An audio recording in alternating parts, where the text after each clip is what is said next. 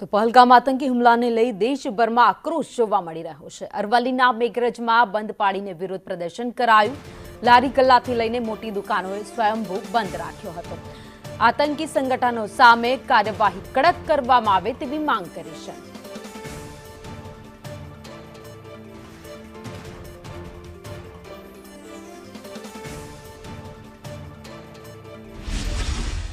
મેઘરજમાં આજે પુલવામા આતંકીમાં જે નામ પૂછીને હિન્દુઓની જે હત્યા કરવામાં આવી છે તેના માટે મેઘરજ સ્વયંભૂ સંપૂર્ણપણે બંધ છે। દરેક કોમના લોકો તેમજ આજુબાજુની આવતી પબ્લિકે સંપૂર્ણ સાથ અને સહકાર આપ્યો છે। તેના માટે આજે ગામની અંદર લોકોએ સાંજે 5 વાગે શ્રદ્ધાંજલિનો પ્રોગ્રામ રાખ્યો છે।